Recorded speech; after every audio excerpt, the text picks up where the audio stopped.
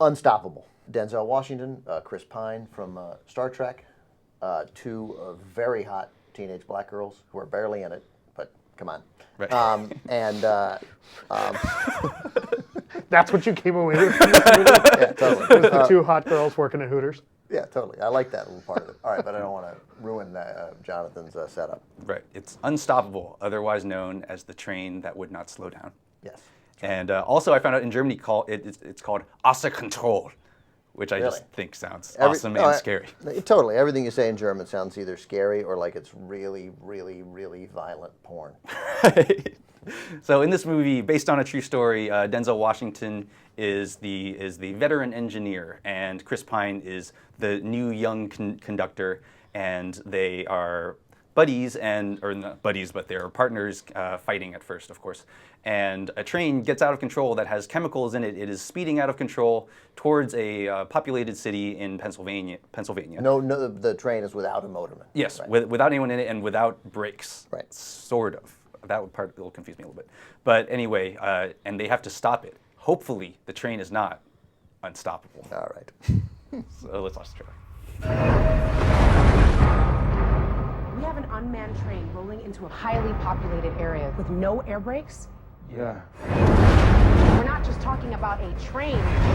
We're talking about a missile the size of the Chrysler Building. I need to know where that train is. We're not exactly sure. You're not sure? We'll find out. Watch out! The only way to stop that kind of power, grab it by the tail, gun in the opposite direction.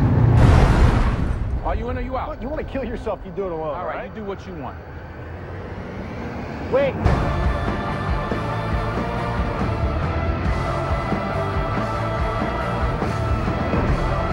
Tell your sister I love you both. The train is increasing in speed. We're gonna be coming in too hot. Just lost our brakes! Hey!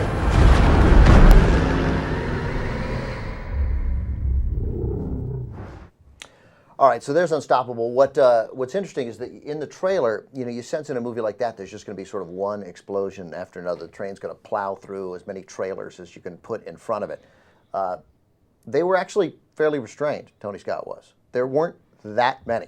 Like it seemed. I was somewhat surprised. Yeah, they seemed to be, like they didn't overdo it with the train.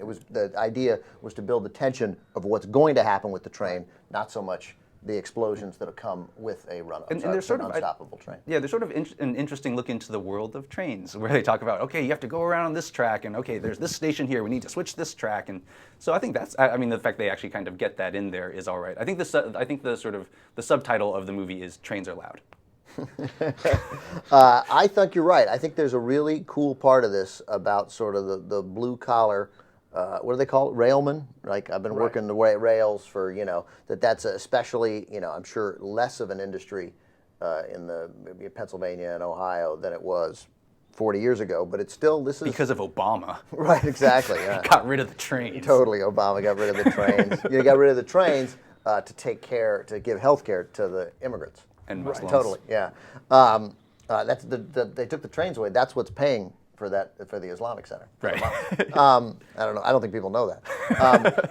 But that was cool. I'm glad you pointed that out. I was not going to mention that. Well, and it's and on that level, like you think about, like, oh, how tough could it be to work a rail line, right? Like, there's a lot of math involved. And I don't mean to sound facetious that way, Right. but when they're talking about, oh, we're not going to fit on this track because we've got too many cars in at this space, or you need to work up this much speed, or it takes this long to stop. It's like, oh yeah, you know what? I couldn't do that job. Great, you're right. There's so much math involved, and it's cool. It's a serious job by serious people with serious training, and we trust them to keep things safe. And I think by and large, obviously, they do.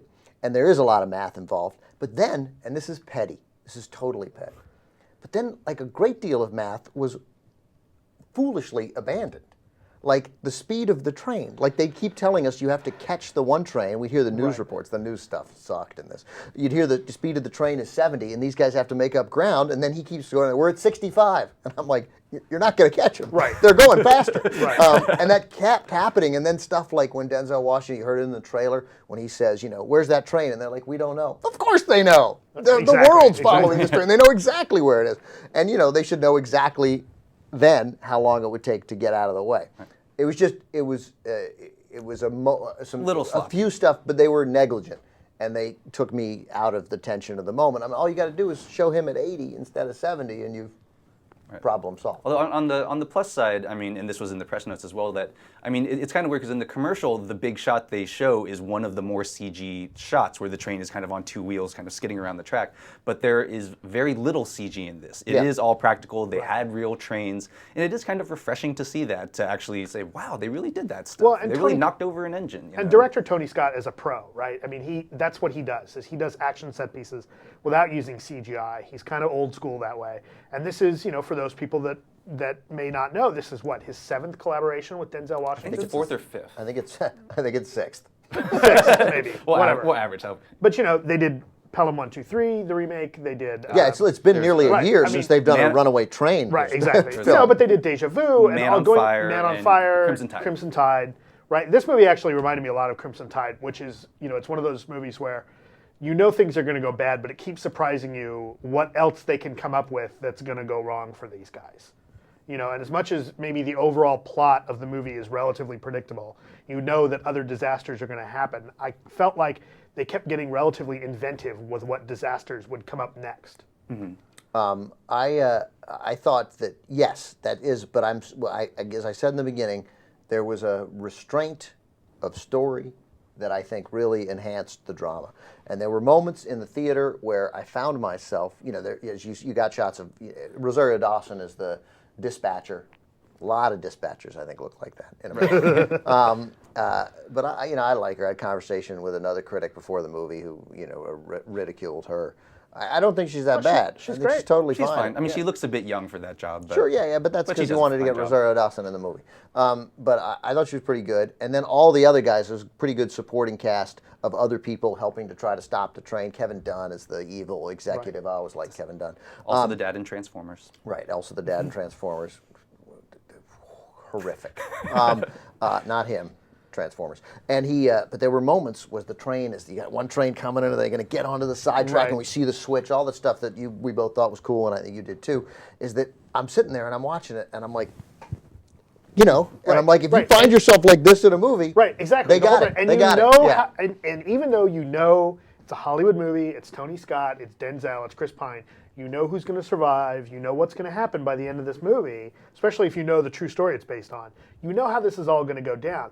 But you're on the edge of your seat the whole time, and I think that's what's really effective about this movie. Yeah, I mean, I think the fact that it is such a simple story is really, it is a runaway train, it's a runaway train movie, and I was trying to think, is there anything else going on? It's like, you know what?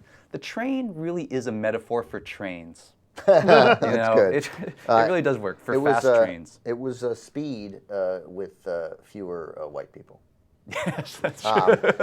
You real quick before we do the scores, we got to get to the scores. But you have some history of the actual story. Yes, the actual story. It was in May 15th in 2001 in Ohio, and the engineer, the Denzel Washington character, who's a white guy, is Jess Knowlton, and the conductor is Terry Forson. And it was a runaway engine 8888 instead of 777 as it is in the movie. And it was very important distinction. Glad you pointed that out. Right. It was going to hit a smaller city, the city of Kenton, and unlike in the movie, which no one would have missed. Yeah, exactly. And unlike in the movie, no one was injured, and the train didn't hit anything, but it was still very dangerous what happened. So basically true. With significantly more drama, but those guys risked their lives. And they did talk a lot with the screenwriter, and in one article I read, the screenwriter said that they were very happy with it, that coming out of the movie, one of the guys said, you got like 95% of it right, the whole idea of it. So, all right, so let's do some numbers. Matt, we'll start again with you. I really enjoyed this movie, and I give it a 7.5. I think it's definitely worth checking out. There are a couple issues with it. It is kind of predictable. The loud noises, from time to time, the quick zooms and pans and stuff got to be a little much. A lot of unmotivated camera moves. But I thought it was a great movie and definitely worth seeing. Yeah. So the number? You get 7.5. Yeah. Yeah, I think it's a solid movie. It's exactly what you think it's going to be. I think it executes exactly as it should. You'll come out probably not remembering a whole lot, but you will have had an exciting time in the movie. So I gave it a 6.7. I think I'm closer to Matt. I gave it a 7, but I mean, if somebody put a gun, if I had to take the half point that I took off of Morning Glory and give it if someone tied you to the train tracks. Right. If somebody I'd be like 7.5, 7.5. just get me off away from the unstoppable train. All right, so the overall score then is a 7.1 for Unstoppable. Yeah, I think it's interesting because we had in the show 2 very predictable movies, yet one that operates at that works at a high level, and executes really well, and the other one that kind of stumbles around. Harrison Ford would have been better off as maybe the evil executive in Unstoppable. Harrison Ford would have stopped that train in about 10 minutes. Harrison Ford would have said with his whip. I mean, with nothing his against, nothing against Denzel. He would have dragged behind it as if it was a Nazi truck. Totally I think. bouncing on the track. Yeah, that would have been good. All right, great point. Okay, so a 7.1 there for Unstoppable, and so we're recommending Unstoppable. Yes. And Matt inexplicably also recommending It's more. not inexplicable at all. It's Rachel McAdams. Yeah, okay, well then apparently you just buy a copy of Us magazine. It's worth it if there's a picture of Rachel McAdams. All right, guys. Next week, what's coming up, Matt? Harry Potter and the Deathly Hallows, Part 1 of the 7th book. Right, of Part the- 6. Not, It's not in 3D, right. so Right, that it's means Harry you'll Potter like it. Part 6, Part 1. Part 7, Seven. Part 1. Part 7, first half. Right. And the next 3 days. All right, with Russell Crowe. All right, Jonathan, thanks very much. Thank you. All right, thanks for watching, everybody.